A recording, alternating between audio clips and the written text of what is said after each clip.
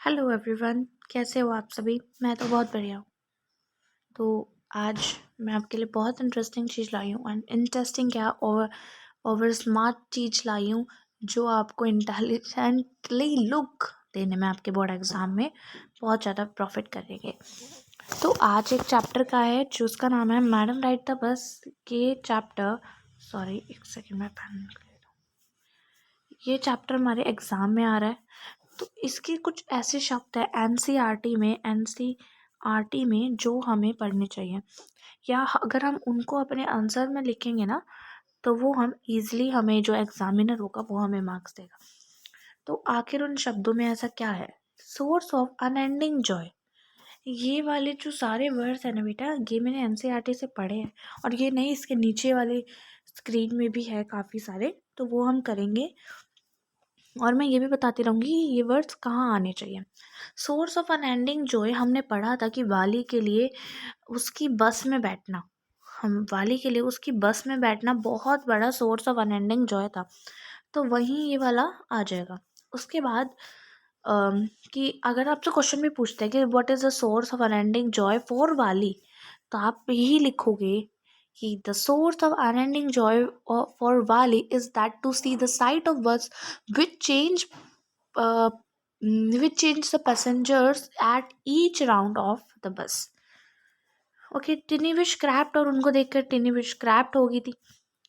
ठीक है, इसका मतलब क्या है? उसके दिमाग में, माइंड में एक विश आ गई थी। मतलब मेरा मतलब है कहने का कि उसके माइंड में एक विश पैदा होने लगी थी, आने लगी थी कि आई वॉन्ट टू राइट अ बस।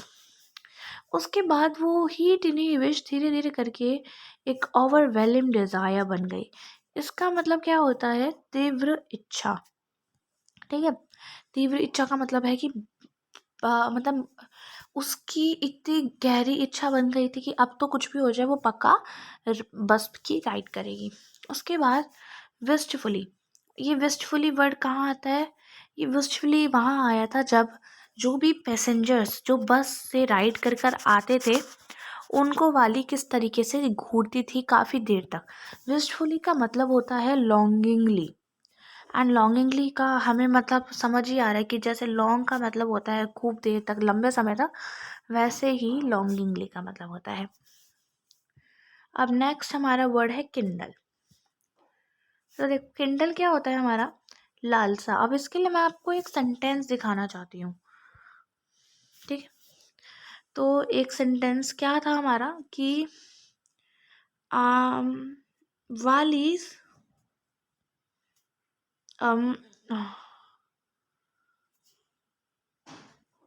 हाँ, so wall their faces was very kindle to वाली फीलिंग्स। मतलब इसका मतलब मेनली होता है फीलिंग्स, और इसको बोलते हैं फायर। फायर भी आ सकता है किंडल के लिए।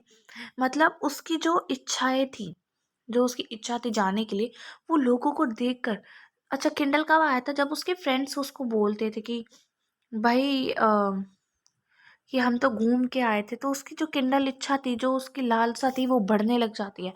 वो जब लोगों को देखते कि लोग जा रहे हैं, बसेस में राइड कर रहे हैं, तो उसकी इच्छा बढ़ने लग जाती थी। अब एक क्वेश्चन आता है कि उसको कैसे पता चला था कि बस की इंफॉर्मेशन उसको कैसे मिली थी कि किस तरीके से टिकट मिलती है, कितने पैसे उनको देने होते हैं। वो उसको मिली थी डिस्क्रीट, जब वो क्वेश्चंस पूछती थी। डिस्क्रीट क्वेश्चंस थे, केयरफुली जब वो क्वेश्चंस पूछती थी लोगों से, उसके स्ट्रीट मेट से। वर्ड था स्ट्रीट मेट्स, मतलब जो उसके आसपास लोग रहते हैं उनसे जब वो क्वेश्चन पूछते थे तो उसको सारी नॉलेज हुई थी। तो आप अगर उस आंसर में डिस्क्रीट क्वेश्चंस डालेंगे तो एग्जामिनर इस क्वेश्चन को इस आंसर को देखते ही आपको मार्क्स देगा, क्योंकि ये सारे वर्ड एनसीईआरटी के हैं। And CBSE prefer the answer which is right in NCERT tone. A slang expression, इसका मतलब होता है इनफॉर्मल एक्सप्रेशन।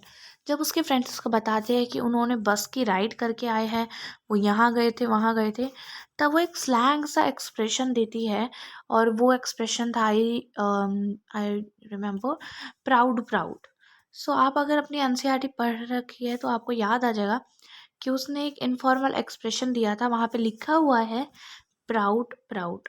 इसका मतलब क्या था कि मतलब सब उसको सोचते थे कि ये क्या बोल के चली गई इंग्लिश में। वहाँ पे लिखा हुआ है कि इंग्लिश में वाली कहती है ऐसे स्लैश बनाकर, और फिर लिखा हुआ है proud and then exclamatory sign, इस तरीके से वो लिखा हुआ है। उसके बाद इसके बाद हमारा आ जाएगा स्लैक टाइम। अच्छा, ये स्लैक टाइम क्या होता है? और time when there is no much work. तो ये वाली ने एक स्लैक टाइम चूज़ करा था, मतलब उसका टाइम था 1 to 4:45, जब वो वहाँ जाना चाहती। तो उसने 1 to 4:45 वाला टाइम चुना था, जब उसकी मम्मी जो उसकी मॉम है वो नैप ले रही होती है आफ्टरनून का खाना खाने के बाद। तो उसी टाइम पे, उस समय पे बस में भी ज़्यादा काम नहीं होता था, तो वो उसी समय पे बस में चढ़ी थी। तो आप ज़रूर ऐड करेंगे कि स्लैक टाइम वाली चूज स्लैक टाइम। ठीक है। तो ग्लीमिंग, अब ग्लीमिंग क्या था? चमकदार था। ग्लीमिंग ग्रीन स्ट्राइप्स जो वर्ड था, इसका मतलब क्या था कि जो बस की वो नई बस थी, लग्जीरियस बस थी, और जिसमें एक ग्रीन कलर की स्ट्राइप्स थी। ग्लीमिंग का मतलब था चमकदार, सफ़ेद रंग की स्ट्राइप्स थी।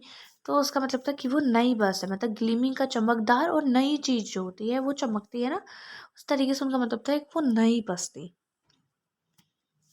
उसके बाद हम देखेंगे repulsive, causing strong dislike.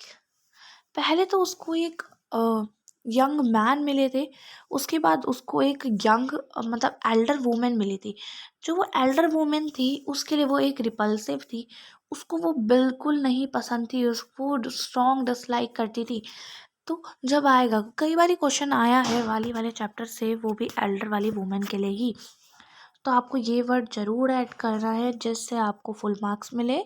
Causing strong dislike, वाली is very repulsive towards the Elder lady.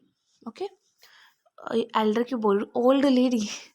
Okay, तो इस तरीके से आप अगर लिख के आएंगे तो आपको वो देखकर बहुत अच्छे मार्क्स मिलेंगे। और हमारी वोकैब हमेशा चेक होती है हमारे बोर्ड पेपर्स में, तो आपको ये ध्यान रखना है ये चीज़। ठीक है, चलो आगे चलते हैं। तो रिपल्सिव के बाद आता है हमारा कर्टली, शोइंग डिस्प्लेजर। तो जब वो ओल्ड लेडी उससे पूछती है कि क्या तुम अकेली हो, तुम्हें डर नहीं लगता, कोई तुम्हें घर पे देख रहा होगा, इस तरीके जब वो क्वेश्चन पूछती है तो वो उसको शोइंग डिस्प्लेजर कर्टली आंसर करती है। जब आप लिखेंगे वाली आंसर्ड हर, जो भी आप लिखेंगे तो आपको कर्टली वर्ड डालेंगे, तो it will be a very nice impression होता है एग्जामिनर। ठीक है। तो ड्राइवल, ड्राइवल क्या था? सिली नॉनसेंस। जब वाली उसका मुंह भी छाट देती है इस तरह कर्टली बोलकर, तो वो सारे हंसने लग जाते हैं, कंडक्टर और वो एल्डर लेडी भी हंसने लग जाती है। एंड पर फिर भी वो अपनी ड्राइवल, अपनी सिली नॉनसेंस चीज़ों, अकॉर्डिंग टू वाली है ये ड्राइवल, उस वो तो नॉर्मली बातें पूछे थे, वो तो इम्पोर्टेंट थिंग्स पूछा थे, बल्कि वाली उसको ड्राइवल बातें बोलती कि उसने कंटिन्यू रखी अपनी ड्राइवल बातें, सिली नॉनसेंस। ठीक है। स्टिफल्ड स्ट्रॉन्ग डिजायर। अब देखो क्या हुआ था, जब वो काऊ का एक्सीडेंट हो गया था या काऊ की डेथ हो गई थी, तो क्या हो गया था? इच्छा को दबाया, स्टिफल्ड स्ट्रॉन्ग डिजायर, उसकी इच्छा दबने लगी थी। इस तरीके के वर्ड आपको ऐड करना है। स्टिफली, स्पैंड मनी केयरफुली।